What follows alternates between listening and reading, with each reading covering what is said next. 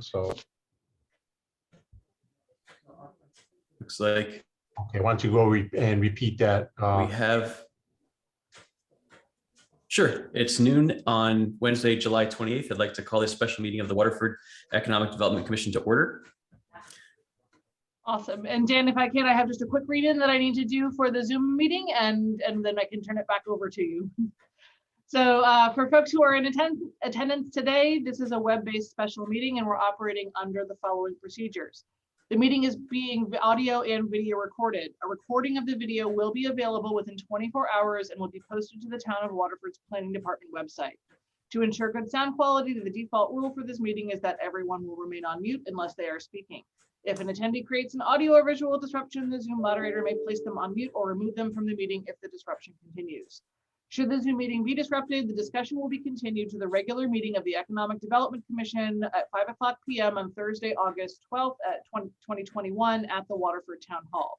We appreciate your attendance in this meeting. Should you have any questions, you may call our staff at 860-444-5813 between the hours of 8 a.m. and 4 p.m. Monday to Friday. I believe also that Town Attorney Rob Avina was going to look at calling into this meeting to assist with providing any framework for the discussion. I see a phone number on the screen, but I'm not sure if that is Attorney Avina or not. That is Attorney Avina. Hi, everybody. Perfect. Well, And Thanks for being also, here. if I could just, because I'm not on the, I'm working off my phone, so just please verify the call to order, the quorum of folks that we have with us today on the commission. Okay, so I'm Dan Radin. I'm the EDC chair. We have Ed Lesher, Eric Palmer, and do we want to seat Greg Adanasio as an alternate? So Greg is an alternate and could be seated for Jill. Motion to Pat to seat Greg. Any second? I second. Okay. I second. So anyone in disagreement? Okay.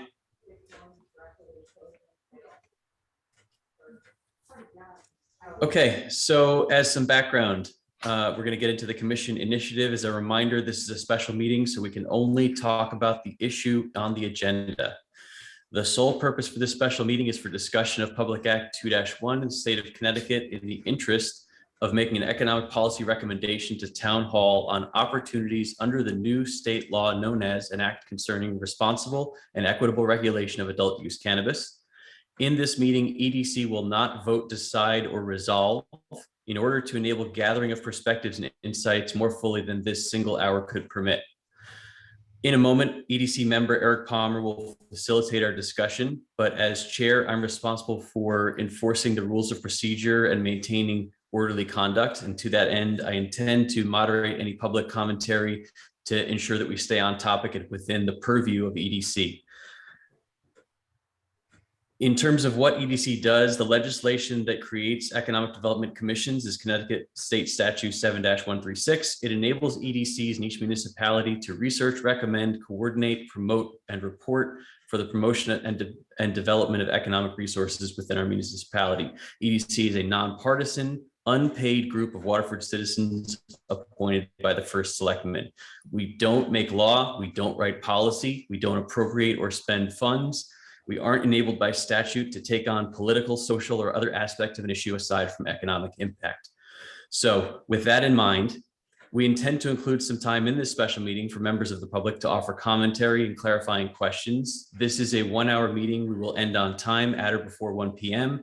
You can submit comments and clarifying questions at any time to edc@waterfordct.org. Or we've set up a tool called Poll EV, as in poll everywhere, pollev.com/WEDC and the numbers 222. That's pollev.com/WEDC222. And we will, well, we don't have a chat, so we can't link that there, but that will be active through the end of the special meeting and made publicly available. But the email address works at all times, edc@waterfordct.org. And remember, please keep in mind for your public commentary, EDC doesn't make law. We research, recommend, coordinate, promote, and report in the interest of economic development only. With that, I'll hand it over to Eric Palmer to facilitate our conversation. Eric. Awesome. Thank you, Dan. And yeah, thanks everyone for attending this special meeting. Like Dan said, we're not going to be voting on anything. So I'm basically going to run through the document that the state posted as far as what local municipalities can do regarding the new cannabis regulation. So I'm just going to kind of run through everything. Most of these have start dates of July 1st. So it's more of just information that goes towards our understanding of how this is going to work when it rolls out. And one of them is more to do with fines as far as if we want to recommend, and again, it's just us recommending something to the town. It would be no official policy or anything like that, as far as whether to impose fines on individuals or businesses who are smoking in public or on town property. So with that said, I'm just going to begin at the top. And so I was going to post the link to this document in the chat, but we don't have a chat. So it is available on the state made a website for specifically about these new laws, and that's on the state. Eric, I have a share screen. I can make you a co-host if you'd like to share your screen. You can certainly do that too. Yeah, I wasn't planning on sharing my screen. I have a bunch of work stuff open, but yeah, if you want to, I can send you the link, Abby, and if you want to just like post that, then you can use it as a reference if they feel like looking at it as I kind of just run through this stuff. But in the interest of time, I'm going to pick it up a little bit.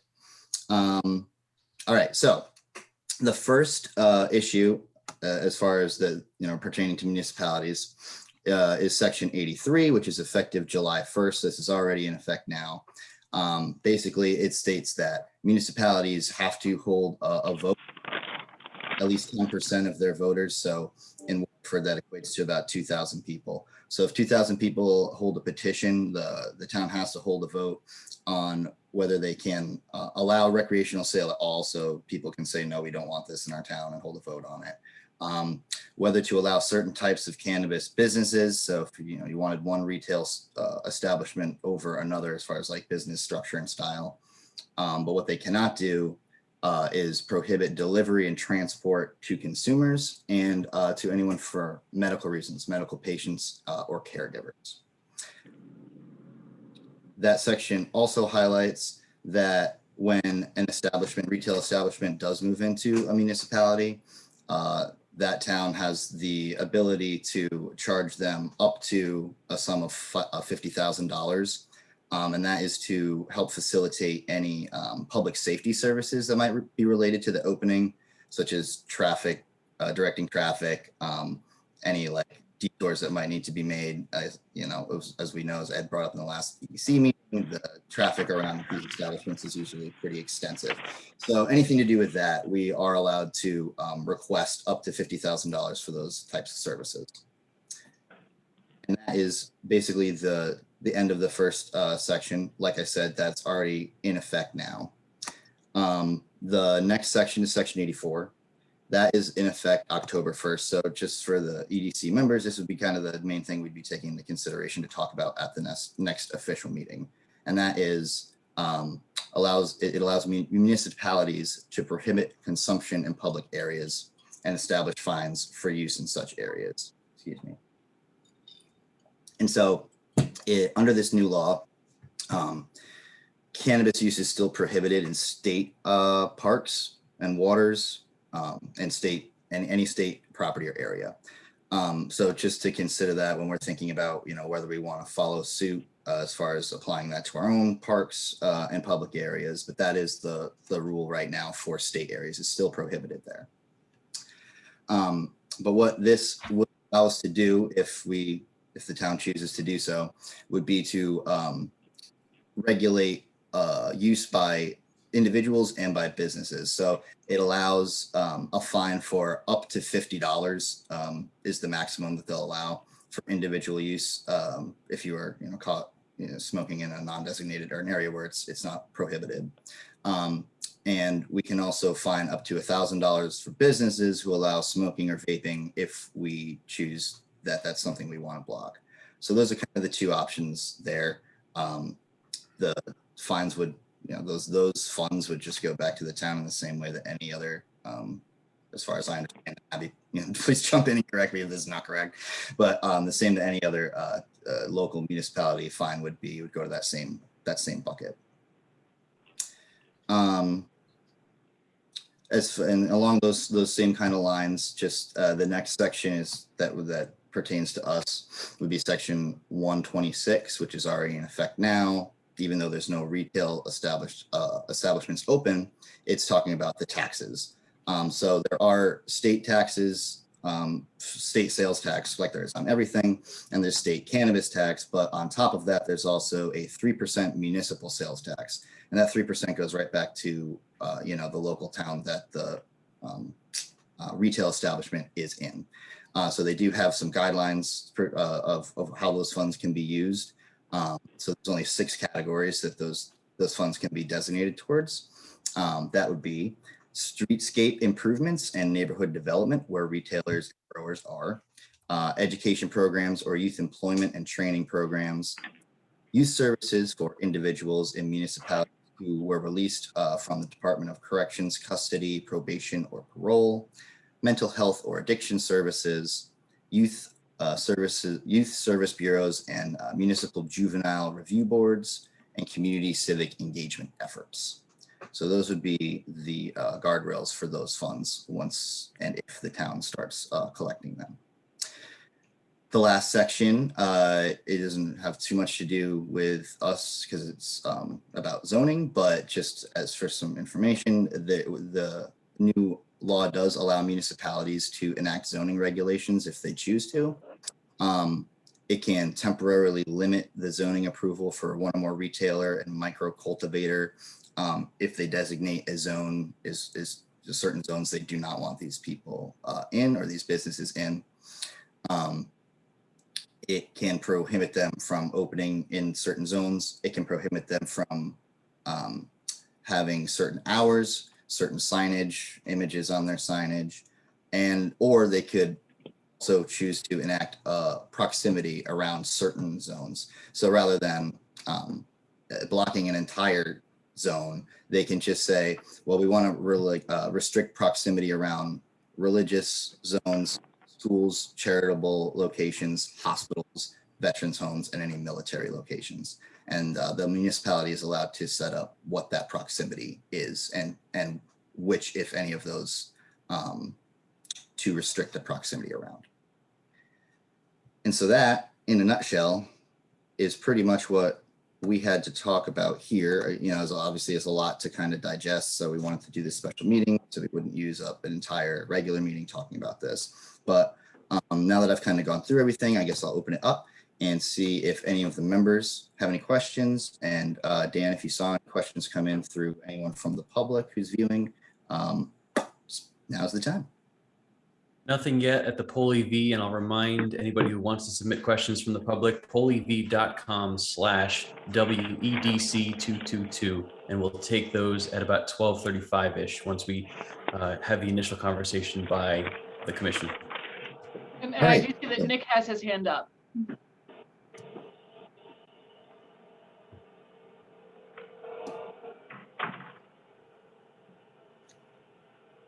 Sorry. Eric, do you want to take the question from Nick? Okay. I didn't know if this was the public comment section or not. Go ahead, Nick. Okay. So I just had some questions about how the state law works and how it would apply to us. So, from the information that I received or have seen, and as you explained, Eric, apparently, so if we want to open up this process and allow for municipal recreational sale and for a retailer to sell, we would have to hold a vote. It would have to be petitioned onto a ballot and then hold a vote. No, that would be if they wanted to ban that. We don't have to hold a vote, as far as I understand, and I could be wrong, so someone jump in if I am, but I believe that section referred to only if they want to prohibit this from moving forward. Okay, maybe I'm reading it backwards. Maybe I can just ask all my questions and then you guys can address it. So from what I'm reading here, it looks like if you want, you can hold a vote on whether to allow recreational sale. or whether to allow retail. So maybe what you're saying is that you can vote to bar it, but it's already by default, if we did nothing, a retailer could sell. Maybe is that what you're saying? But also, you know, if it requires a vote to allow sale, is that just on a requirement for certain municipalities? Are some municipalities able to sell without holding a vote? And then others would have to hold a vote in order to allow for sales? So I guess my question really boils down to, if we did nothing, what would the situation be? And if we held a vote, what would the situation be? And I think the main confusion for me is that I've seen other municipalities talk about holding a vote to bar the sale. But if you have to hold a vote to allow the sale, then what's the point of holding a vote to bar the sale?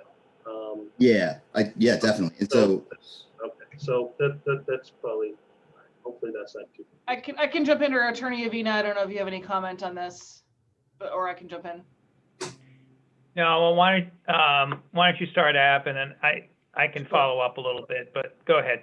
So the way that the legislation reads is that the municipality only has to hold the referendum if that 10% of eligible electors makes the petition. And if that happens, then a referendum is required, and there are specific questions that can be asked. So they can say, shall the recreational sale of marijuana be allowed in Waterford? Shall the sale of cannabis under specific license or licenses be allowed in Waterford? Or shall the sale of recreational marijuana be prohibited in Waterford? So those are the three potential referendum questions, and it only goes to referendum for any of those questions if 10% of the electorate makes that petition and carries it forward. So that's the only condition in which a referendum would be held, or that question would be asked on ballot. If nothing happens right now, at least until 2024, if there are no parameters put in place relative to, I'll talk to the zoning piece first. If there are no parameters put in place, then the town is obligated to treat a retailer like any other retail use, which means anywhere retail is allowed in the town of Waterford. Right now, based on population, up to one retail establishment would be permitted, and one of the microcultivators. So that's where we would stand, and it would be subject to all of the same standards, nothing special relative to the cannabis sale. The Planning and Zoning Commission has the opportunity to craft zoning regulations that prohibit where in town and whether or not, in addition to which zone districts it could be located in or not. So the P&Z could prohibit it in the zoning regulations, absent of a referendum, but could just prohibit through planning and zoning rules. Could say, yes, we agree that this should go in. However, here is the zone districts where it's allowable, and here is the hours signage and proximity to the institutions that Eric mentioned, that they can put some boxes around that are different from the boxes we may put around regular retail. So there's those two paths that could be followed, and it would go from there. So by default, if we did nothing, a maximum of one retailer is allowed? Right now, yes, until they reevaluate in 2024, and the state may modify that parameter into the future. And if we held a vote to allow for general retail sale, we could, as a town, vote to allow for more than that. Also correct? We cannot allow up until 24, and until they reevaluate that issue, the town of Waterford is not eligible for more than one. Oh, and last question. Does any of this affect home growth and the ability for someone to grow something at home, either for their personal use or to grow something at home and sell it to somebody else? The prohibition or the referendum elements are specifically for retail and cultivation. It's not for personal use. So that my understanding is that the referendum is for sales, not for personal consumption or possession of plants. I think I understand. Thank you. And I just want to add a little bit to that, again, is that this is a moving story right now. I'm supposed to be attending a seminar given tomorrow afternoon on this subject, and then I'm sure that I'm part of Connecticut Association of Municipal Attorneys, so they're starting to generate a lot of backup on these different sections, which came really not from, let's say, municipal lawyers. We're not quite sure, how some of these sections were defined. So we're looking at them. The next thing is there were comments about use, not sales or cultivation, but whether, where, and when and how people can consume on public property or smoke or inhale. And that, I think, we'd be looking at in terms of an ordinance.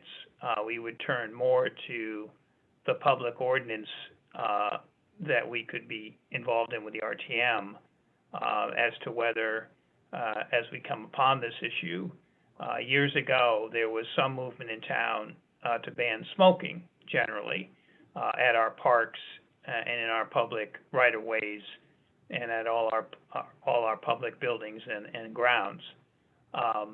That possibly might come up to committee in the RTM, and then that would also probably contemplate or at least discuss the use of any other substance or smoking or inhalation on those same public grounds. And at this point, as I begin to keep studying this with Abby and the staff, I think it's probably going to be an appropriate area for the town to regulate by public ordinance. So that's so we have the possible retail sales, we have the possible homegrown, and then the retail growing or farming or agriculture. And then lastly, we have the public spaces of the town and whether anyone wants to see any use or consumption there. So it's good to outline those areas of concern. Jill, you had your hand up for a while. There we go. Thank you all. Apologies, I was a little bit late. Just a couple comments and questions. So I just wanted to reiterate one of the things you said, Eric, about Section 83 is that we can't prohibit the delivery or something else you said. So if we don't craft something or decide to allow it, it's still going to be here, right?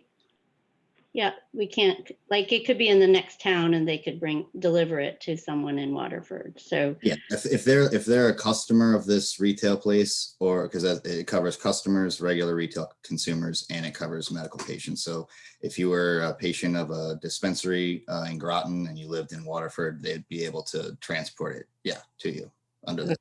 Be able to bar that. And then we were focusing a lot about the smoking of marijuana, but if you look at places that have these establishments already and stuff, it's a lot on the edible side too. So there really isn't, a lot, as much smoking going on. It's not going to be like big clouds everywhere. So I think you just have to put that in perspective. And then I was curious, you mentioned fining, and I was curious what the existing fine, you said $1,000 for businesses, what the existing fine for smoking in a business is. Because it probably should kind of mirror that if we do decide to do something.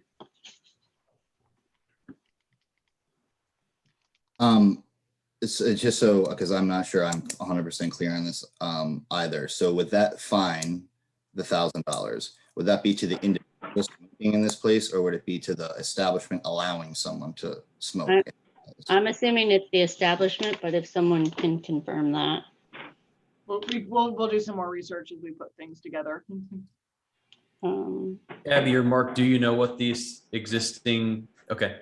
No, we don't enforce them through our office or our authority, so we would Got have it. to talk to the PD about it.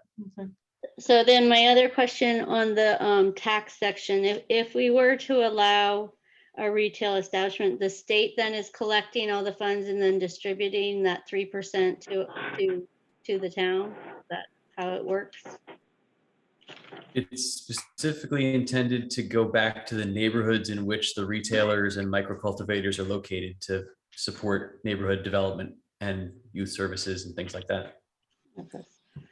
So there's the equity this- piece of the way the law was crafted, that it's, I think my understanding of it is it's intending to try to provide some equity to those communities that have been disproportionately impacted by the failed war on drugs. Sorry, that was a little political. This is Rob Avina. I think you're right, though. If I read it right, I think the collection is by the state. So any charges associated with a retail outfit and taxes will all be collected and dispersed by the state. So just the comment in general, thank you, Abby, for bringing this to our attention, because it definitely is something that I think we need to get ahead of versus just wait and see. But, my opinion is, I would be more in favor of crafting something and controlling that process, because I think if you do absolutely nothing, it's going to be here anyway. And you might as well be receiving the benefit of that income.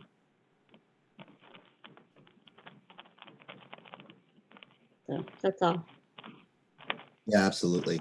And Jill, just to your point about a lot of the consumption probably not being as visible as far as like people smoking, I think a lot of the control that we would have too, as far as ordinances, would be around smoking, because those are what exists now.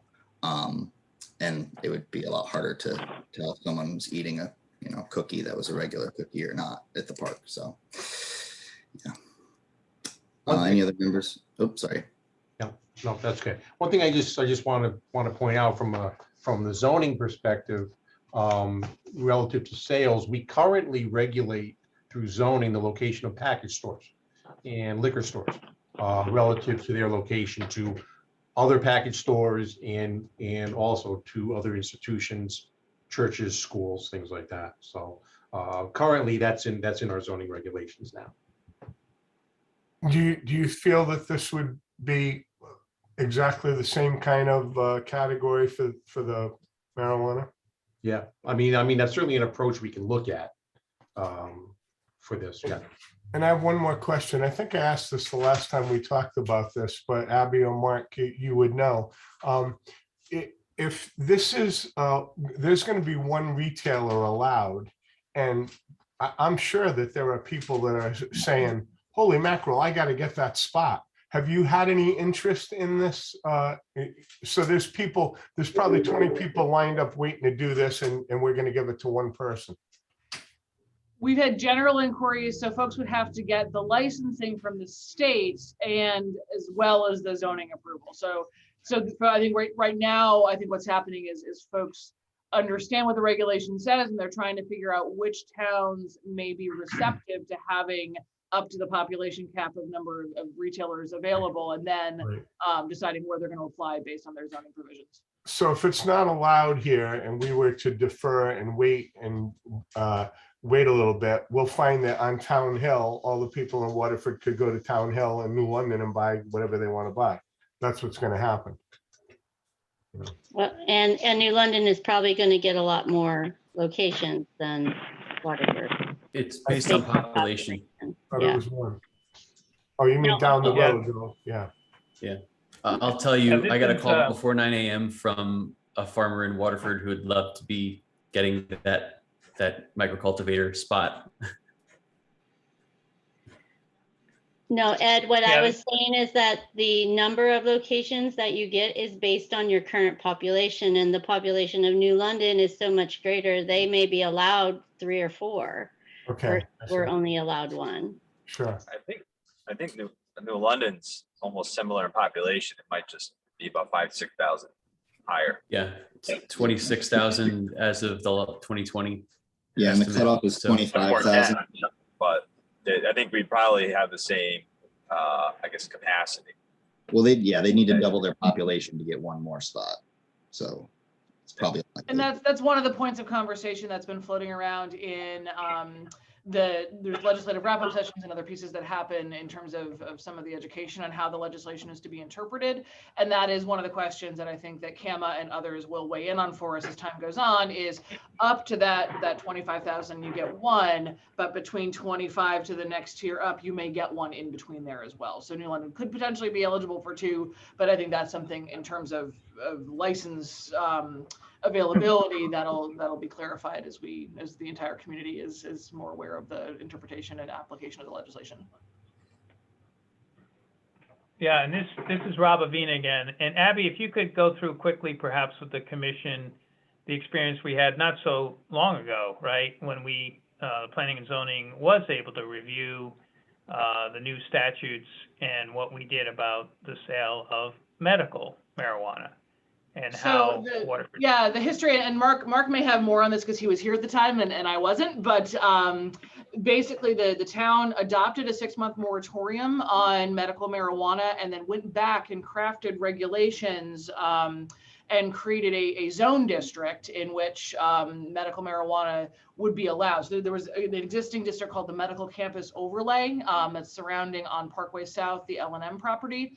And one of the uses allowed in that district is a dispensary, and it's specifically a medical dispensary. So, which is different under the statute than just retail sales. So that provision remains. There can be a dispensary there regardless of what happens with any of this conversation. But that is, yes, so basically, but the process was, new legislation, moratorium, regulations followed to back up where exactly the town wanted to control. So one of the questions that P&Z will be wrestling with is, do they believe that a moratorium is necessary at this point? Do they want to move toward regulations, or do they want to prohibit the use? Those are sort of the questions that the Planning and Zoning Commission will be having a public discussion on as well. Nick has a question. Nick, yeah, it looks like Nick's got a question. Yeah, short question. So, given that by default, if we do nothing as a town, we have one retailer and one cultivator. I think that's correct. And if we vote to approve the sale of recreational cannabis, we can't expand beyond that at this point, beyond the one retailer. Is there any reason whatsoever to hold a vote in favor of the sale of recreational cannabis? I don't think we need to hold a vote to have that happen. We would only need to hold a vote if 10% of the constituents wrote in and said, I don't want to do this, or I want to do this in this special way, that had to do with the 3 referendums that Abby mentioned at the beginning of the meeting. That was just put in there to give an avenue if a whole bunch of people in town were outraged about this and they were up in arms, and it gives you an avenue to handle it. But I don't think you're going to find that. Okay, thank you. I just want to be absolutely clear. I know we've kind of talked about this 2 or 3 times already, but the default state, in my understanding, is if we do not have a referendum, the default state, if we do nothing, is cannabis is decriminalized for responsible adult use, and we have the opportunity for zoning to permit, or zoning has the opportunity to specify under which conditions we will place and operate the one designated retailer and microcultivator if we do nothing, if there is no vote to the contrary. So there is no, what I'm getting at is, there is no reason, unless it is to prohibit, that there should be a vote on this matter, or a referendum on this matter. Is that a correct understanding? I won't go into the shoulds of it, but yes, the vote would, as Eric mentioned, it would, if there were a groundswell of electors in the community who thought differently about where policy was headed, then they could petition for a referendum to go in one direction or another. But default is that if we do nothing, anywhere that retail is allowed, our one user could potentially go, or one sales establishment could go there. And if we do through zoning regulate, then we just put parameters around, one, where those things go, or two, does the Planning and Zoning Commission prohibit? So there is still a prohibition option through zoning. So there's sort of a two parts, prohibition and sales are allowed unless you either vote or zoning prohibits it. Thanks. Jill, got a question? Yeah, so if for the regulation part about where we would allow these two types of businesses to go, I think I forgot who brought it up, maybe Mark, but why don't we start with the package store and then see what else you would want to, how else you would limit something like that? Because that part's already done as far as where package stores could go, not within X feet of a church or not. And then what additional parameters might you want to put? Just a suggestion. But does the state have any, I mean, I haven't read this entire law, and does the state have any restrictions in there or parameters about this packaging and food? I mean, can somebody accidentally get a brownie loaded with cannabis or and not know it? Can kids, I mean, is there specific language about how things have to be packaged to keep it so that you know exactly who's getting what? I haven't No read that idea. section of the regulation of the Yeah. statute, so we'd have to look into it. I'm sure there's some level of regulation. I just don't know what it says. Yeah, me either. Yeah. There's a really good resource of some sort of bite-sized, no pun intended, versions of how the law impacts various stakeholder groups such as businesses, municipalities. If you go to ct.gov/cannabis. So I would think that there's probably something there. I'm going to take a look while we talk. And Abby and Mark, have you seen other towns with how they've kind of imposed, what zoning regulations they've imposed? There's a wide range. There are some that have already voted to outright prohibit. There are some that haven't even begun the conversation. So we're kind of in the middle of the pack. I think, again, this is July 1 was when this went into effect. And it was a later bill. And so I think everybody is in the same scenario now of saying, let's hold some conversations. Let's hear what people are thinking. And then planning and zoning commissions or, 10% of whatever groups can come together and decide where they want to take this. So from a staff perspective, our charge is providing the Planning and Zoning Commission with, and then certainly the RTM on the public question, but in a narrow discussion, providing options and sort of if this, then this kind of scenarios for the Planning and Zoning Commission to consider in some general discussion, and then they will direct us to draft regulation in whatever capacity they wind up deciding. So our role right now is to provide that support, and that's really what I'm hearing from other folks in the planning community is everybody is in that space of just wanting to provide the path that people will need to follow.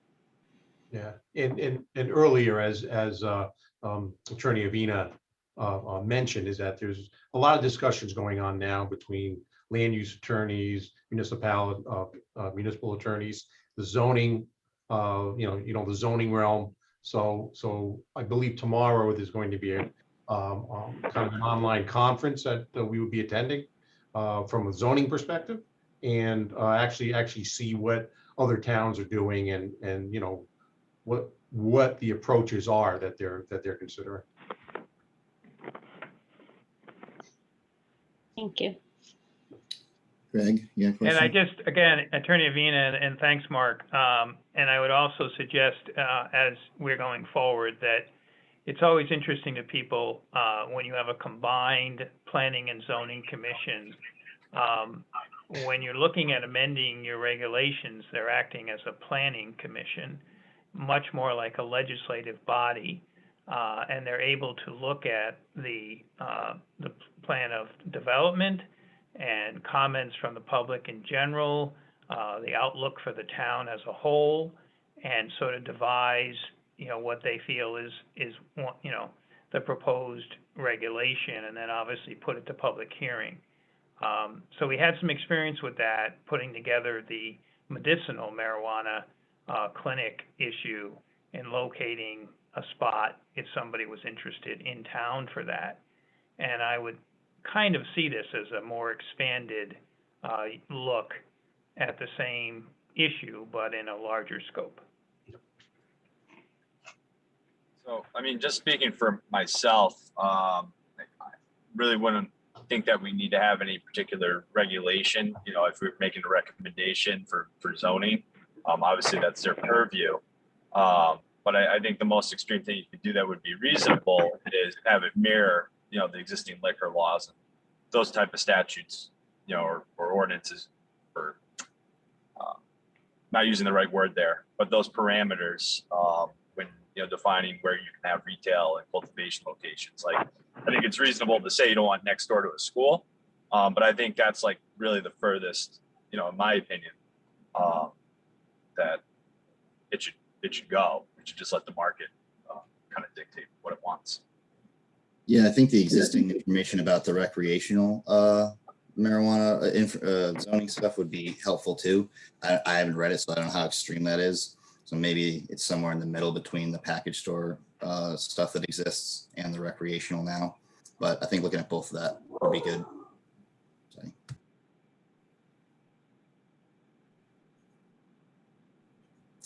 Does anybody else have any questions, comments, anything they want to bring up? All right.